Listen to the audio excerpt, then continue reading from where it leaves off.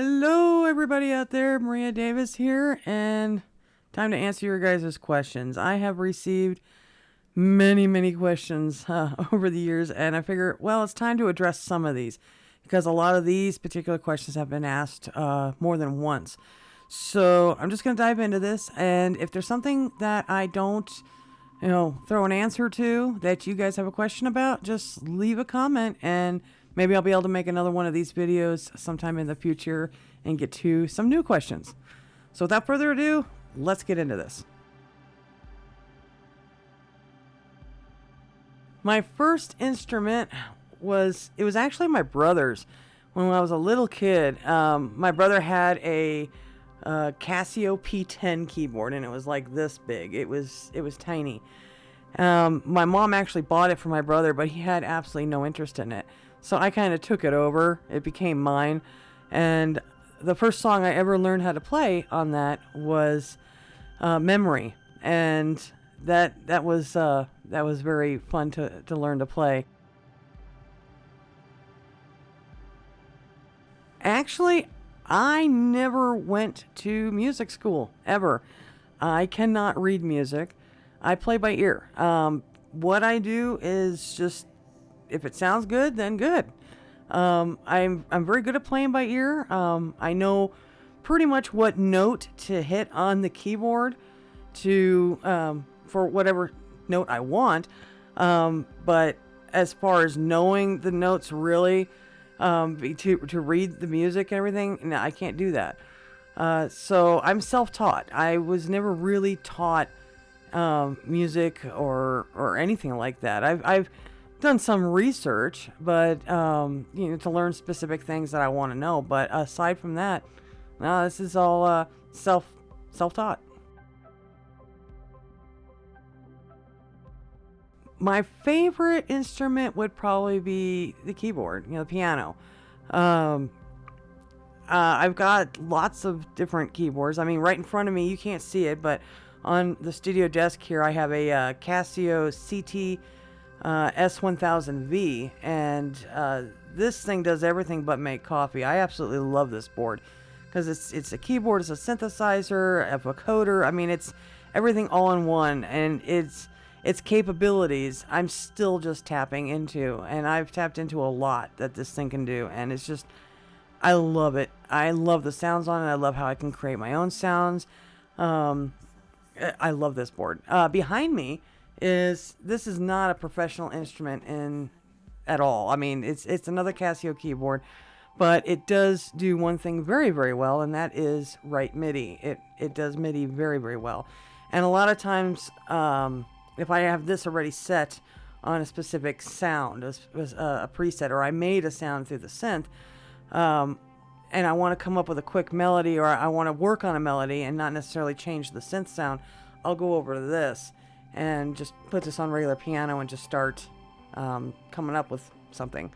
And if it's not with that, then sometimes I'll actually write it in the DAW, in my DAW, and write every note in the DAW individually rather than having it transferred from this board.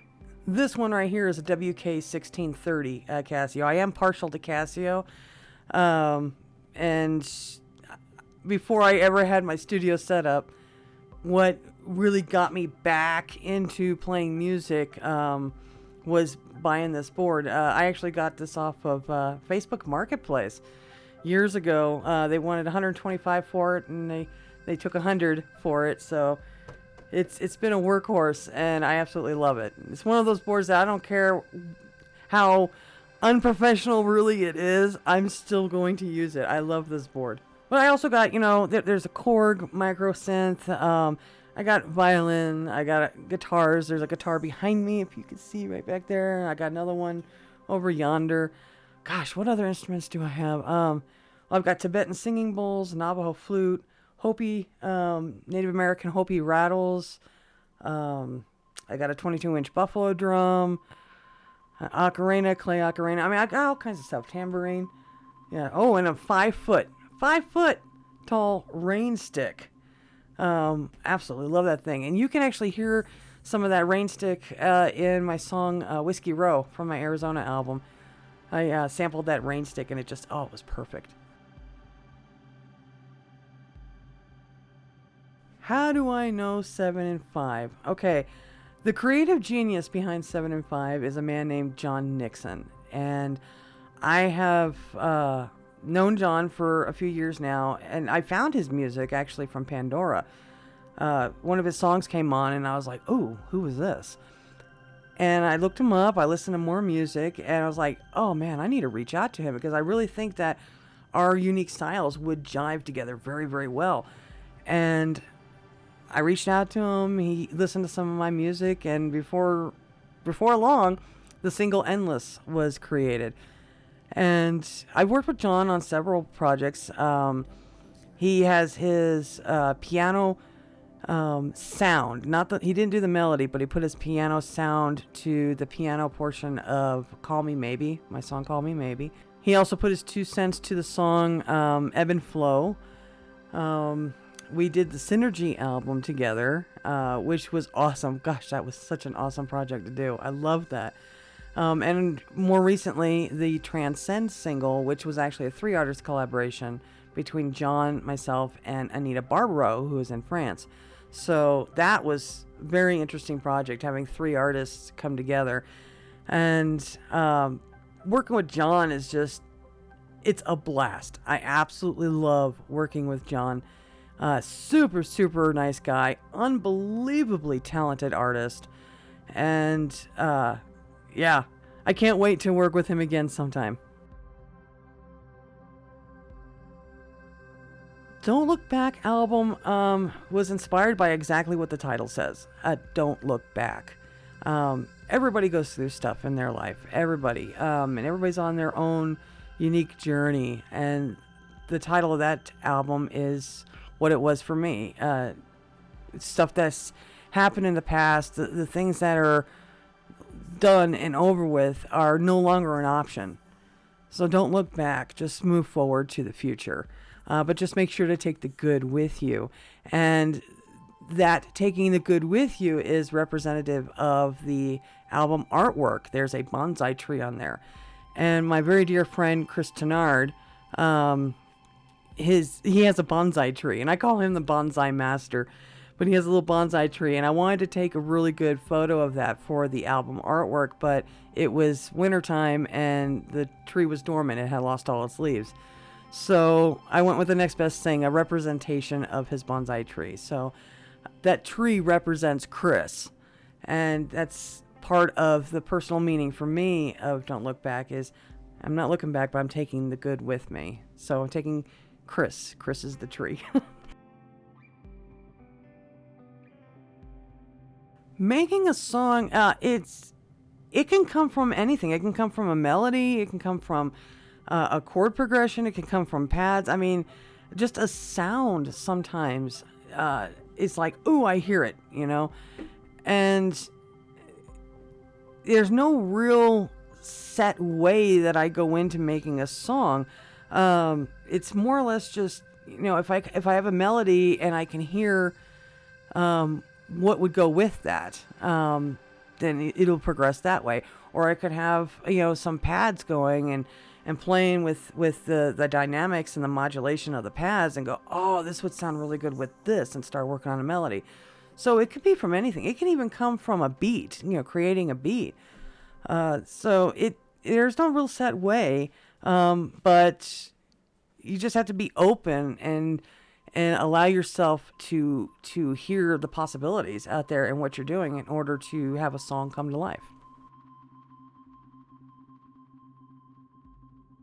Actually, yes, I do. I listen to my own music. I've had people ask me this so many times. And yes, I do, because I make music because I want to hear it.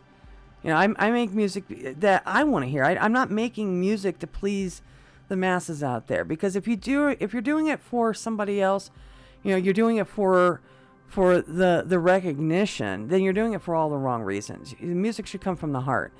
So I make music that I want to hear. And yes, I do listen to it, because not only do I enjoy it, but I'll also listen and go, oh, wait, I should have done this with that. I should have done this. It's like, okay, take a mental note not to do that next time, or do something different next time. So yeah, even listening to my own stuff, it helps me evolve even more as an artist. So I just keep growing.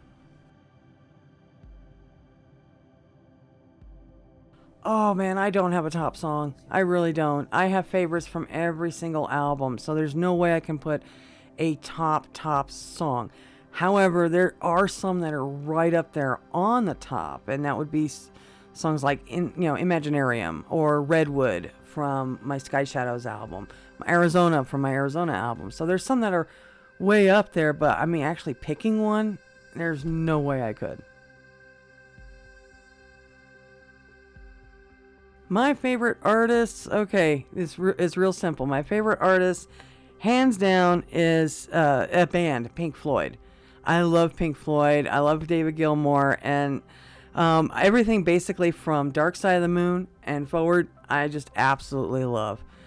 I'm also a big fan of like Enigma and I like ATB. I love Lady Gaga. I mean, I have a very diverse palette of music that I listen to. But I grew up listening to like Barbara Streisand and Dan Fogelberg, Eddie Rabbitt, and Guns N' Roses, Metallica. I mean, there's a palette. I definitely listen to a lot of different music, but absolute favorite though is definitely Pink Floyd.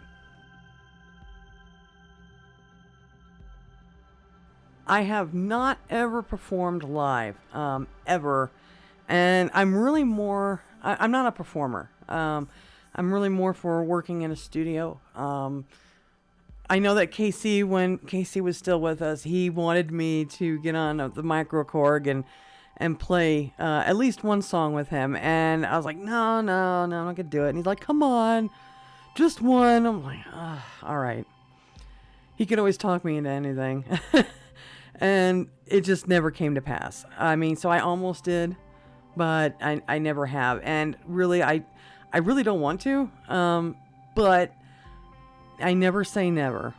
Maybe at some point in my life I will do a live performance, but at this present time, I don't foresee myself ever doing that. If you have too many artists in the pot, then it's gonna be a nightmare to work. So yeah, that would be not good. That wouldn't be a dream to me. But we're going with living artists, okay? So I would say my dream collaboration would be with David Gilmour from Pink Floyd and Yanni. Take those two and what I do. Could you imagine the kind of music we could make together? Oh man, that would be amazing. Oh, absolutely amazing. So there we go. There's your questions answered. These are some of the most common questions I've been asked.